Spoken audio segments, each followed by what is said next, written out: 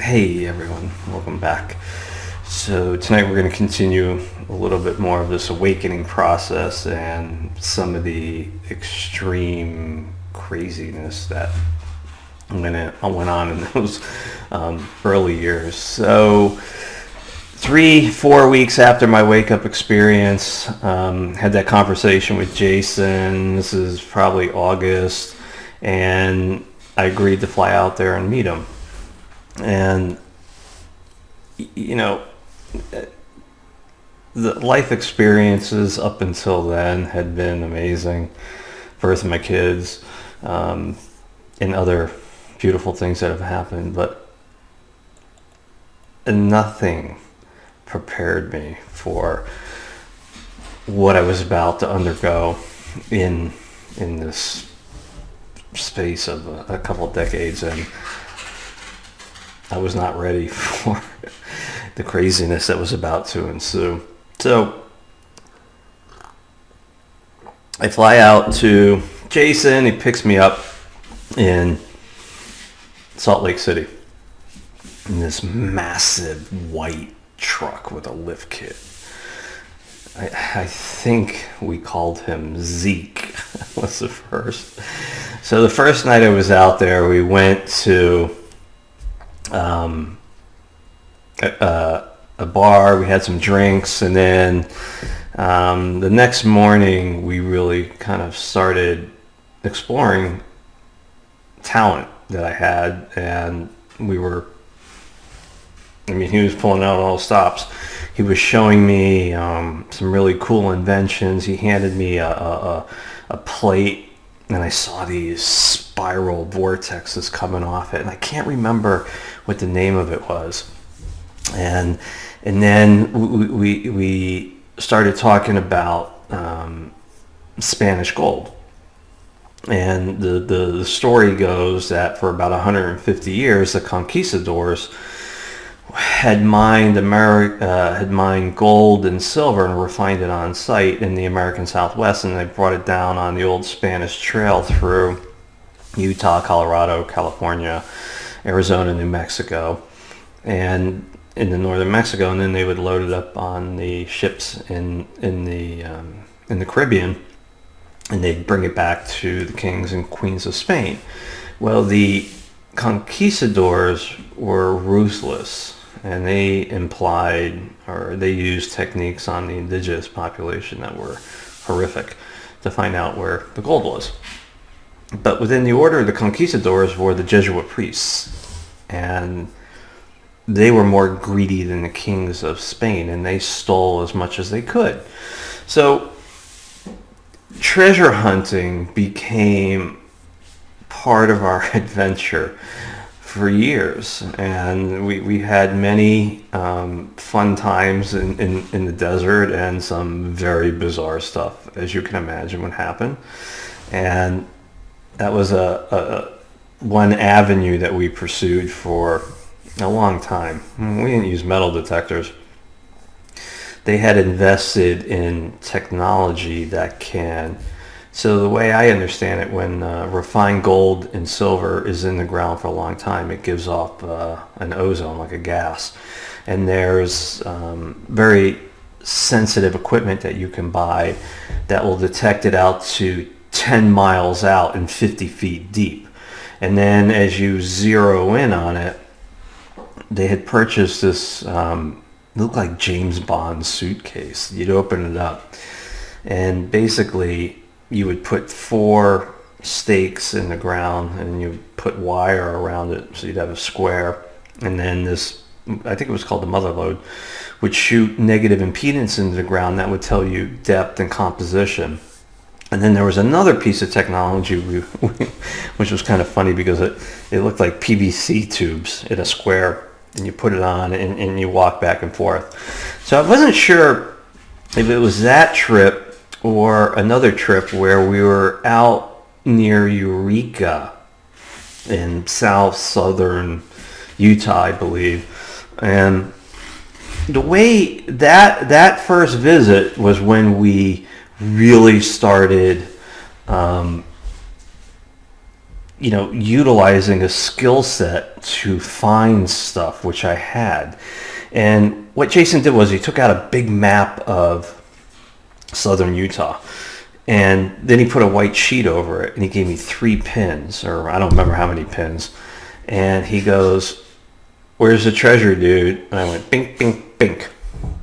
And when we opened back up, the one site that we decided on was a place called, we called it Temple Mount.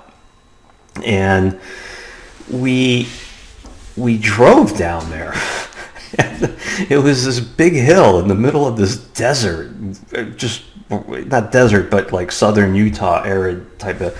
And I remember when we drove up up the side of this hill. It wasn't really a mountain, and he stopped Zeke, the truck, for the first time. It registered exactly 12,000 miles. And before we drove up there, I was sitting. We had stopped up on an embankment, and we were looking at it, and I said, "This is bizarre." I said, "Moses is up there, standing on a pedestal, throwing lightning bolts," and I was seeing this in real time. This, 3 months after my wake-up experience. So we drove up there. The truck stopped, and everywhere we looked, every tree, and I mean every tree, had been burnt from the inside out. Was that lightning strikes? Who knows? I don't know, but it was bizarre.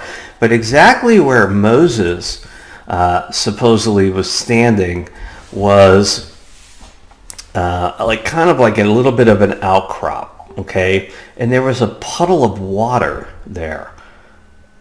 And everything's like bone dry. So this was very, very... So everything was dry, except for that puddle of water.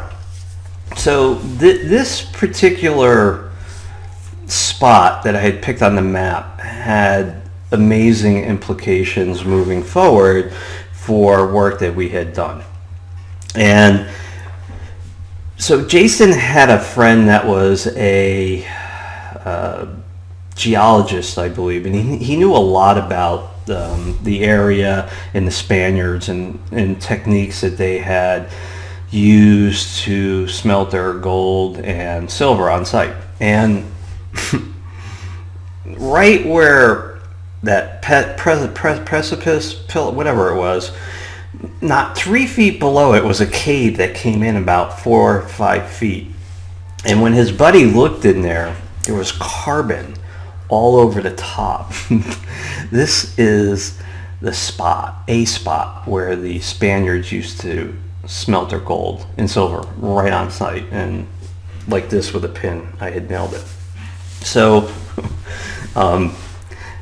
the adventures were just starting to warm up.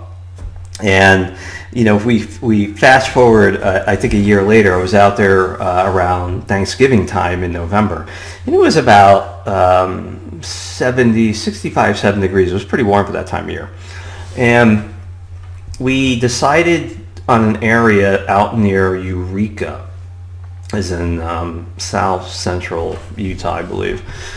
And there was an area I was getting a large hit that something was going on, and we're going to drive out there and we're going to check it out. So on the way out there, I wanted to buy a ho-ho cupcake. So we stopped at some little store, and we got a ho-ho cupcake, a package of them, but I wasn't going to eat that. And once we finally made it to the area, there was a lot of like animal scat and bugs and all kinds of stuff. So there was a lot of life out in this area. And I believe that area, like 100 million years ago, used to be an inlet sea, and we were in the basin of it. So, so I put that ho-ho on the desert floor for 3 days, and nothing touched it. Nothing touched it. It was bizarre. Really bizarre. So that day, I'm from the East Coast. It's very humid out here, a lot of water. I don't drink a lot of water, or at least back then I didn't. And we were out there for maybe 10, 12 hours. And I only drank a Gatorade. I started to dehydrate. Okay. Now, I don't know anything about dehydrating, but that night when I woke up in the middle of the night, it felt like someone had put a drill bit through my head, and I was so dehydrated to the point of almost danger, right? Your life's in danger. So the next day, they fill me up with fluids, and boom, we're back out on site. Now, a friend of his, I'm just going to call him John, came out there, and John had this very cool piece of technology, and it was ground penetrating radar, and he had a laptop on his chest that kind of went to this vacuum looking thing with this 2-foot thing. So what we decided to do was cordon off an area that was 20 by 20 feet. And on the way out there, and you have to understand the way I operate, I just blurt stuff out. Some of it can have implications, but some of it is detrimental for the work. And on the way out there, I was like, the gold is moving under the ground and following us. And I said, it's going into the ground the same time we're going to take it out of the ground. And Jason's face went, right? And you could hear a pin drop. He's like, oh my God, you have no idea what you just said. I said, yeah, I kind of do, but I don't know what it means because that's just the way I operate. So we, so on the dig site, we cordon off this area, and John takes a reading. He reads the whole thing, and it gives you a map of what's under the ground, and it shows you cavities and all kinds of really cool stuff. So I stopped, and there's a picture back here over there that has a symbol on it. And long story short, dear friend of mine, Rob, had a guy go to my Facebook page and just pretty much draw out my life in there. And this symbol is on there. And what the symbol is called, it's called Trilon.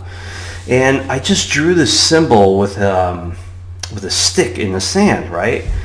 And I was like, this is going to call the gold to us. So I went back inside that area that we had cordoned off, and I drew the symbol, and we said a blessing or a prayer or something. And John went back and he reshot it. Okay. Within the course of 20 minutes, everything that was inside and 10 feet below had completely reconfigured itself under the earth. Everything changed underneath our feet. So this is the world that I play in. Okay, when you have the ability to unlimit your thinking, you can unlimit your potential, where everything, all potentiality is possible. That, folks, is impossible. And there were 4 or 5 witnesses that saw this happen. Okay, the earth underneath completely reconfigured itself.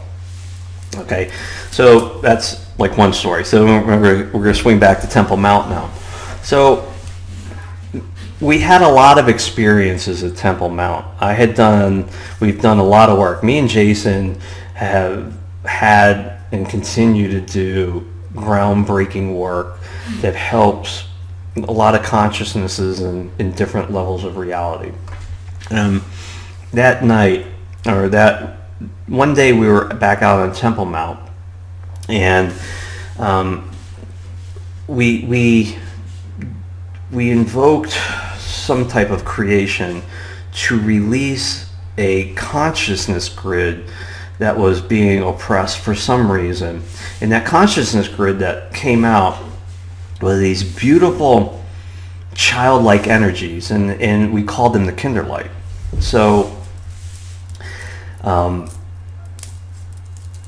other things that happened out there. Now, this is how crazy these early years were, right? So Jason got a hold of a Google map of Temple Mount, right? And on the way out for the first time to what we call Temple Mount, I was zoning, and I was like, the white witch, the white something, white, whatever. Again, how that information comes out but isn't the time or the place for it. When you look at this picture, at the exact spot where I saw Moses with lightning bolts, where the Spaniards had smelt their gold 3 feet below, was the eye of Moby Dick, the white whale. And if you look at the roads that go around it, it's a whale. It's Moby Dick. I mean, whoa. Okay, so that sent alarm bells going off. We're like, oh, there's something huge going on here. So that night we got back to Salt Lake City, and we were up in the mountains looking down over the city. And I noticed these dragons started coming out of one of the buildings. I don't remember exactly what it was. And all of a sudden, the Kinderlight, these beautiful balls of childlike energy, started going after the dragons. This is like an acid trip that just never ends. It just never ends. And it started going after the dragons, and they are such pure energy and this childlike connection that they saw nothing of a lower vibe in the dragons, but the dragons were going after them ruthlessly, and they were just playing with them. And it was kind of strange because I work with dragons a lot, and they have human hearts. So again, craziness on every level. So let's rewind a little bit. I want to kind of talk about the how the technology evolved. So my whole life, I've had an engineer's mind. It's black and white, zeros and ones, yes or no. And it either makes sense or it doesn't. And then after my wake-up experience, this metaphysical mind started growing, and everything was just, getting balanced in ways that I've never thought. So I spent years in engineering school, and I'd look at these vast, complicated equations that I never used, and I used the only skill set that I still use today from all that studying is to look at one of these complicated problems and break it down into simpler parts, thereby solving the whole. So I had these mad technology skills in this metaphysical mind that was growing, and I wanted to create something that would help people. I was being pushed to do it, and you have to understand that you're just not given a silver platter with the keys to the kingdom. You have to prove yourself, okay? And so a few months after my wake-up experience, I said flat out, I am not going to be like anybody else. I'm going to be a storm unlike anything anyone has ever seen, proven through products and services. And I was going to carve my own path through solid rock come hell or high water.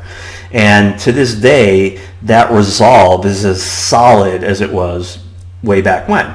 And I don't listen to anything that's out there. I don't read anything that's out there. Everyone else is doing what they're doing, and I'm taking a path that is cost me a lot personally. It's been very difficult. It's been emotional. It's been every fucking thing I've ever wanted because it's crazy beautiful, and I am totally in love with what I do. But that path had to be fresh. It had to be new. So, you're not given this responsibility unless you prove yourself. So the first idea I had was I was going to write a computer program that would accurately predict stock market trends, meaning I could very quickly have a ton of money to change the world. And that's all I wanted to do. I wanted to change the world. And what? I had no idea. I was in a movie. The movie was fantastic. Everything was just crazy. There was one time I was at my professional career. I was given a presentation. I'm very animated when I talk, and I was doing something, and then I turned around to face my peers. And when you see stuff, you can't never turn it off. You can learn to ignore it so they don't pay attention to you, and you can kind of get by in a human way like that. And E.T. falls right on the table out of nowhere.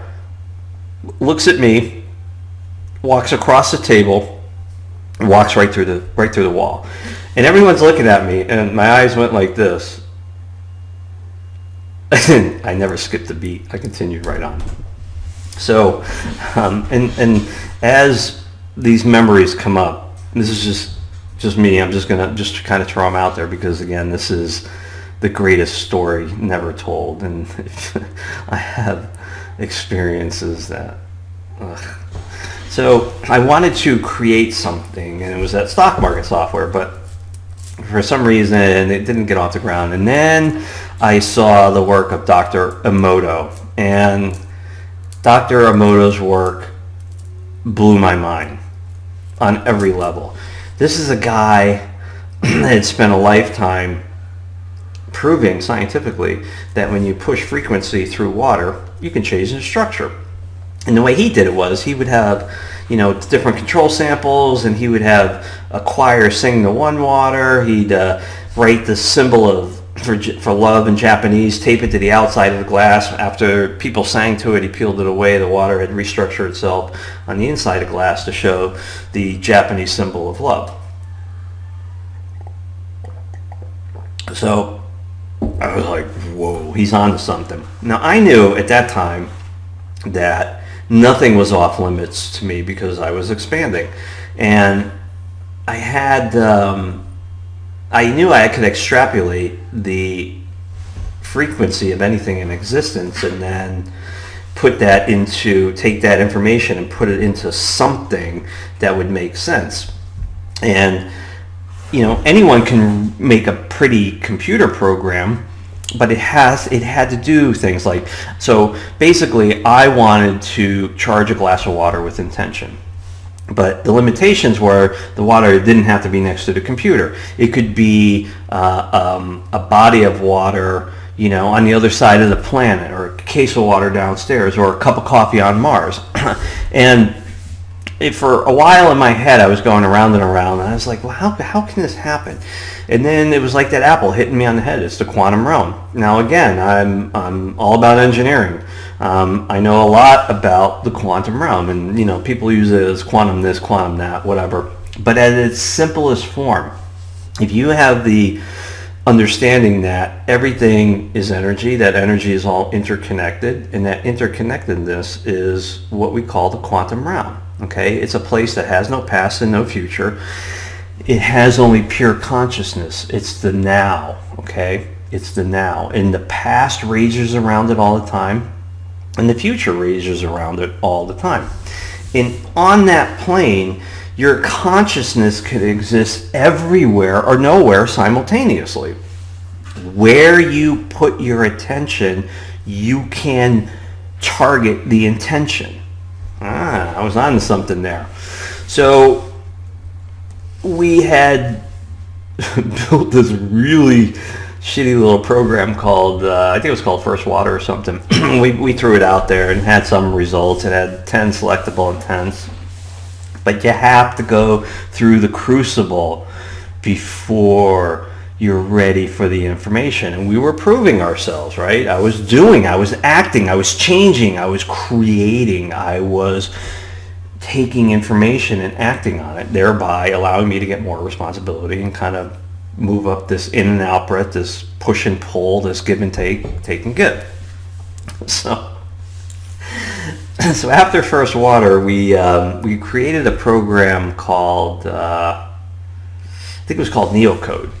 And Neocode was kind of cool because it allowed you to drag symbols of creation around on the screen, thereby setting your intention and putting it into a glass of water. But it was the knowledge, it was the knowledge learned then. Like everything I do, you learn stuff, but you can only learn it in the experience. And when you learn it, it's like a carrot that you never see in front of your face until the time and the place for the great work is ready to be revealed. And then boom, all that knowledge comes rushing back to you. And you're like, oh my God, I can do this. I can do this. You know, people ask me all the time, where do you get these ideas? How does your mind work? How can you go from this to that to this? It's because I accept the fact that I have unlimited my thinking, thereby unlimiting my potential. And believe me, folks, I have more fun at what I do than anything I've ever done in my life. I am so in love with what I do, and ultimately that is shifting people from a life stuck in fear and whatever to a beautiful, loving life. So the knowledge learned from Neocode would later be used in Aquaware. So Aquaware, the first version of Aquaware took about 18 months to develop. And I worked, and Jason worked, night and day to develop Aquaware. I was computer nerd by day, and then I was Neo and Indiana Jones, you know, all through the morning hours and the night. I was filled with love, I was filled with energy, and we were pushing it. So the first version of Aquaware came out, and very quickly in succession there were multiple versions that came right after it, because what we had learned was,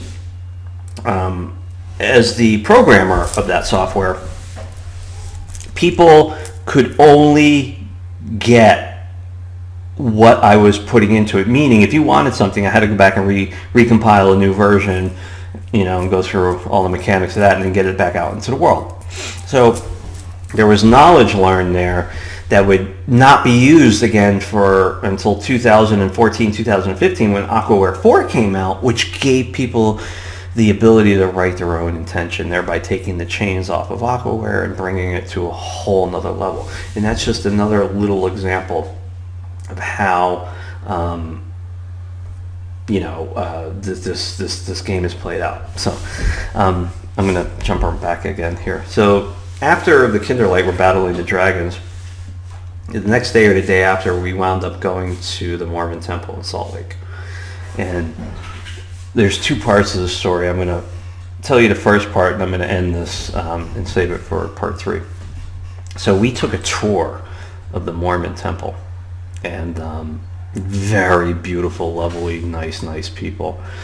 And 2 women took me and Jason around for a good hour and a half, showing us everything, and it was amazing. Beautiful place. I go like this, and I look at this lady, and her eyes turned into slits for a microsecond, and I froze, and I looked at Jason, and he looked at me. He was like, oh.